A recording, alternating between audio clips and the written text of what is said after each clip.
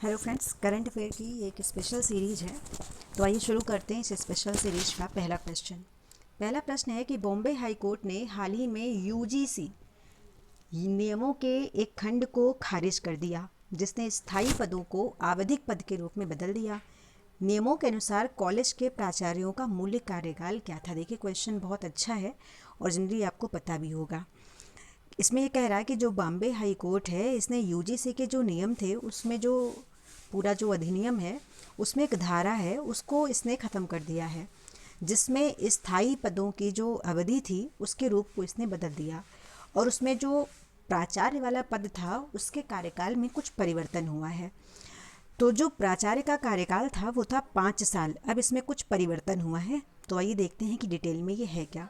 तो Bombay high court ने हाल ही में विश्वविद्यालय अनुदान आयोग यानी कि यूजीसी के नियमों में 2010 में एक खंड को समाप्त कर दिया, जिसने 5 साल के आवधिक पदों को स्थायी पद में बदल दिया।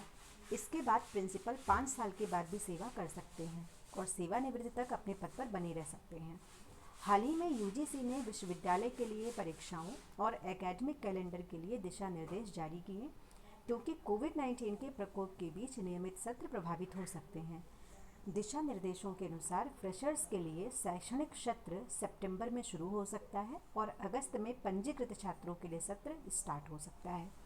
तो अब ये जो पद था ये परमानेंट कर दिया गया है, क्योंकि शैक्षणिक सत्र जो भी है वो डिस्टर्ब ना हो। अगला प्रश्न है, कावेरी जल प्रबंधन प्राधिकरण यानी कि CWMA का गठन कितने राज्य या केंद्र शासित प्रदेशों के बीच पानी के बंटवारे के विवाद का समाधान करने के लिए किया गया था? तो इसमें जो प्रमुख राज्य और केंद्र शासित प्रदेशों की संख्या है वो है टोटल 4।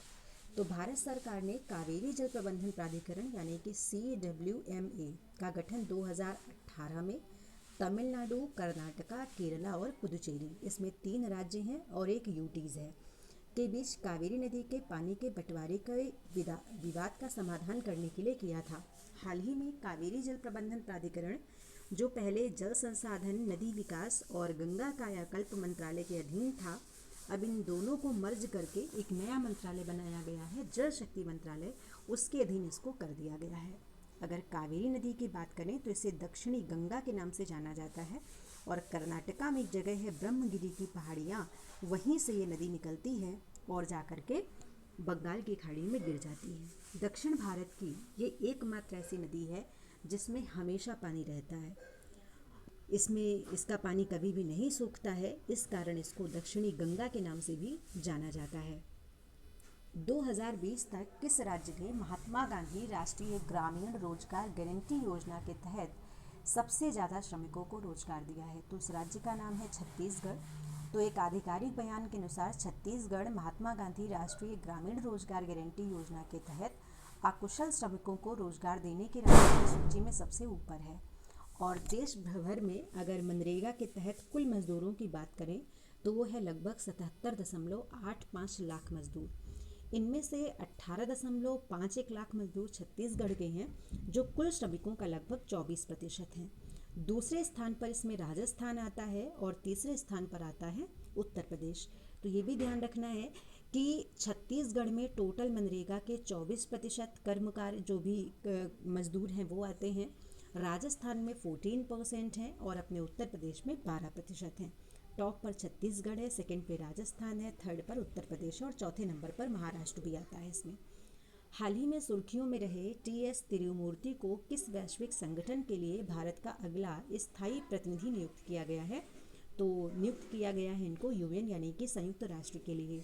अनुभवी भारतीय विदेश सेवा अधिकारी TS तिरुमूर्ति को संयुक्त राष्ट्र में भारत के अगले राजदूत या स्थायी प्रतिनिधि के रूप में नियुक्त किया गया है। ये वर्तमान में विदेश मंत्रालय में सचिव हैं आर्थिक संबंधों से संबंधित, और ये रिप्लेस कर रहे हैं सैयद अकबरुद्दीन।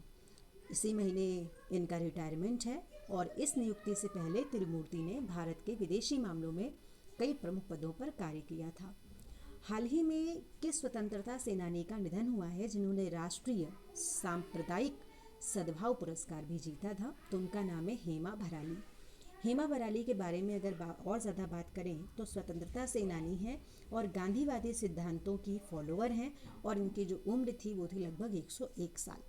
इन्होंने महिलाओं की स्थिति के उत्थान के लिए समाज के हाशिए वाले वर्गों को सशक्त बनाने के लिए कड़ी मेहनत की थी। 2005 में इन्हें पद्मश्री मिला था और 2006 में गृह मंत्रालय द्वारा राष्ट्रीय सांप्रदायिक सद्भाव पुरस्कार और असम सरकार से इनको राष्ट्रीय एकता के लिए फखरुद्दीन अली अहमद मेमोरियल अवार्ड सहित कई प्रतिष्ठित पुरस्कार इनको मिल चुके हैं। फिर 2 मई यानी कल की कुछ करंट अफेयर है कि national council for science and technology communication ने कोविड-19 पर स्वास्थ्य और जोखिम संचार पर आधारित कौन सा कार्यक्रम लॉन्च किया है, तो उसका नाम है यश। अगर यश का फुल फॉर्म देखें तो that is the year of awareness on science and health. इस पहल का उद्देश्य सार्वजनिक सहभागिता को प्रोत्साहित करना और समुदायों में कोविड-19 के प्रति जागरूकता को बढ़ाना था। इसके द्वारा सरकार सही निर्णय ले सकती है और संबंध जोखिमों का प्रबंधन भी कर सकती है। हाल ही में सुर्खियों में रही प्रोजेक्ट मॉनिटरिंग यूनिट किस उद्योग से संबंधित है, तो प्रोजेक्ट मॉनिटरिंग जो संबंधित है वो है कोयला उद्योग से संबंधित। केंद्र सरकार ने कोयला खदानों के संचालन के लिए केंद्र और राज्य सरकार के अधिकारियों से आवश्यक विभिन्न मंजूरी प्राप्त करने में मदद करने के लिए हाल ही में प्रोजेक्ट मॉनिटरिंग यूनिट यानी कि PMU शुरू किया था। इस फैसले से खदानों के संचालन के लिए समय पर मंजूरी प्राप्त करने के लिए कोयला खदानों के आवंटन को सक्षम करने की उम्मीद है, जिससे भारत में व्यापार आसानी से हो जाएगा। इससे देश में कोयले के उत्पादन में भी सुधार होने की उम्मीद है। तो आप ये ध्यान रखेंगे कि जो ये PMU है यानी कि प्रोजेक्ट मॉनिटरिंग यूनिट है, this belongs to coal industry. भारतीय रिजर्व बैंक ने हाल ही में SLF-MF योजना के तहत लाभ बढ़ाया है। इस योजना में MF का क्या मतलब होता है, तो MF का मतलब होता है म्यूचुअल फंड। तो RBI ने 50,000 करोड़ रुपए की योजना शुरू की है जो बैंक्स को म्यूचुअल फंड के लिए तरलता सहायता यानी कि लिक्विडिटी एड का विस्तार करने में सक्षम बनाएगी। इस योजना को SLF यानी कि special liquidity facility for mutual fund scheme भी कहा जा रहा है। फ्रैंकलिन टेम्पल्टन म्यूचुअल फंड के 6 डेट फंड्स को बंद करने के बाद इसे पेश किया गया और हाल ही में RBI ने सभी बैंकों को इस योजना का लाभ दे दिया है, चाहे वे रिजर्व बैंक से धन प्राप्त करें या अपने स्वयं के संसाधनों का प्रयोग करें। भारत में कोर उद्योग सूचकांक के लिए उद्योगों के उत्पादन को मापने के दौरान कितने मुख्य क्षेत्रों पर विस्तार किया जाता है, तो उनकी संख्या है टोटल